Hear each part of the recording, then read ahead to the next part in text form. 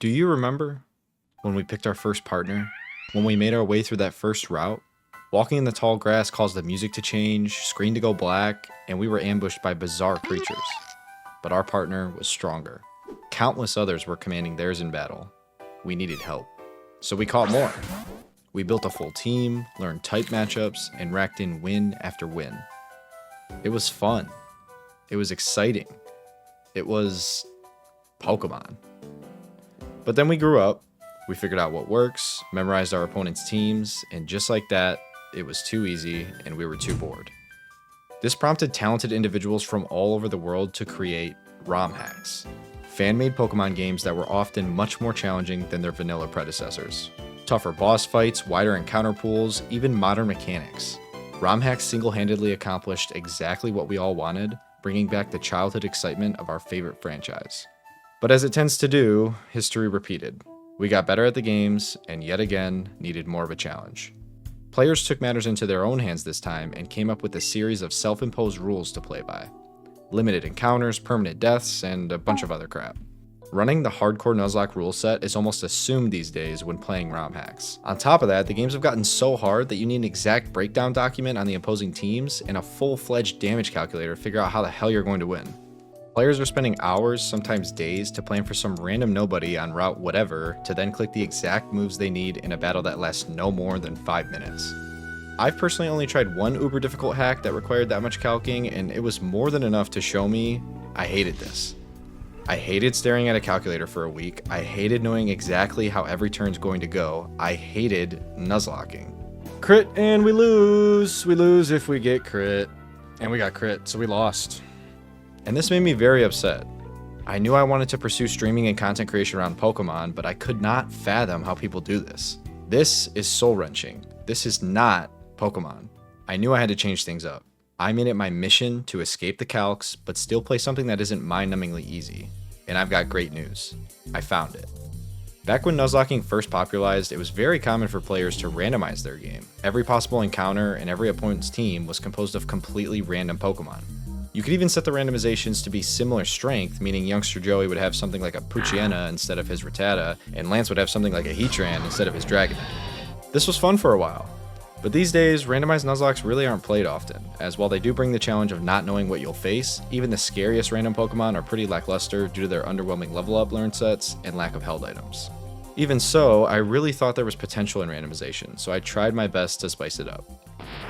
That's Abra, so we randomized it, and we dinked Charmander.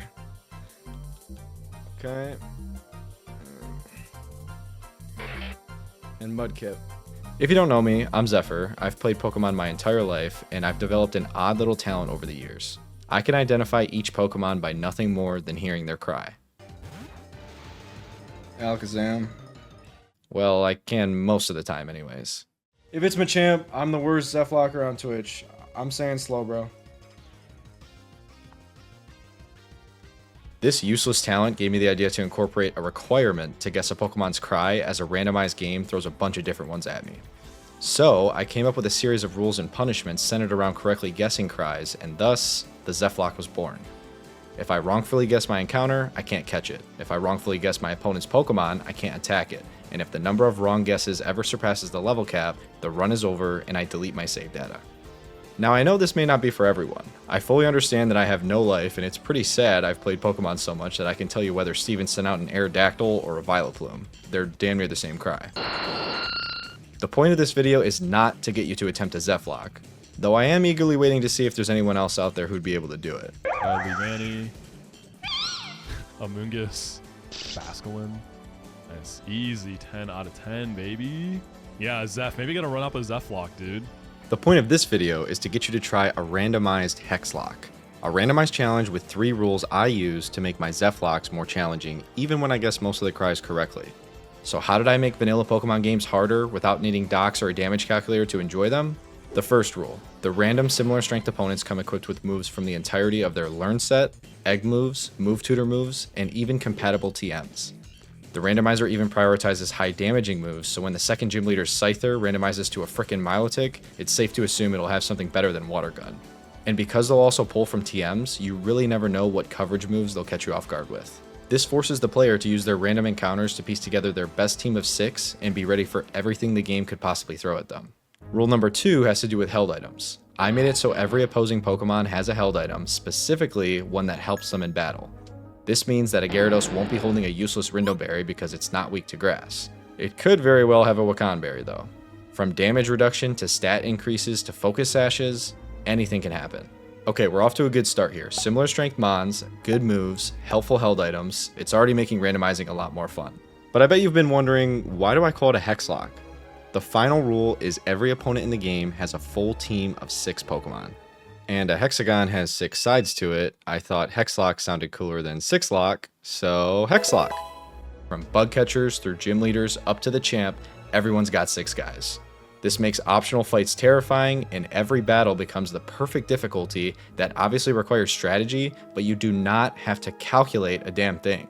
These rules have made for so many cool moments in my Zephlocks. I mean, I found a Drifblim with Unburden, gave it a Cassie Berry for its ghost weakness, took it to the Elite Four, put it up against a Mesprit that I did not know had Shadow Ball, lived the Shadow Ball thanks to my Cassie Berry, which caused Unburden to give me the very needed speed boost to win. Building the best team you can come up with because you have no clue what your opponent's team is or what moves they have are, is what makes Pokemon fun. Calculating every decision for the team that's fully laid out in documentation, in my opinion, is not fun. And I promise this is actually tough, dude. My Zephlocks have featured Earthquakes in the first gym and Double-Edged Staraptor in the third. It's definitely going to take a few attempts to get good random encounters in opponents that don't have busted Pokemon and movesets. But that's totally fine because running it up again and again is nothing but fun because new things happen every time, new guys, new moves, new fun. I love my Zephlocks. They're honestly the only reason I've continued to pursue streaming Pokemon. Don't get me wrong, if you enjoy the hard calc simulators, then by all means get your happy ass in that truck, bro. But if you found yourself looking for something fresh but still challenging, then please give the Randomized Hexlocke a try. The randomizer along with a full breakdown of my rules are in the description. I have a few other rules that I didn't go over in this video, like giving myself access to impossible evolutions when the level cap reaches 36, and giving myself max money to buy whatever I want at the mart. Run up a few attempts and change the settings to whatever allows you to have the most fun, but I really do recommend starting with the 3 Hexlocke rules.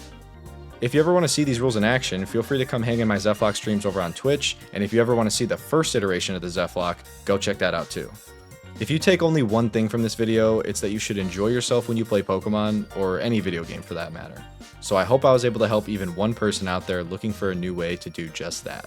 Because some people out there are straight up losing their minds over these games. Alright, in case you're new here, chat, I have to force all single battles to be a 9 battle. This is attempt 1. Yes, this is attempt 1. So now, this fake out has a 92... If you consult the AI manuscript, if you look at the manufacturer manuscript, you can see that they'd use... The Ferugly is pretty likely guaranteed. It's got a plus 19 score, golf score, plus 19 to go fake out here. But like only 50% of the time. With the other 50% of the time, we actually have a fake out ourselves. So we're going to actually hit fake out. Okay, it goes for Icy Wind because in the AI manufacturer Bible 10 Commandments, it actually tells you in the manufacturer loan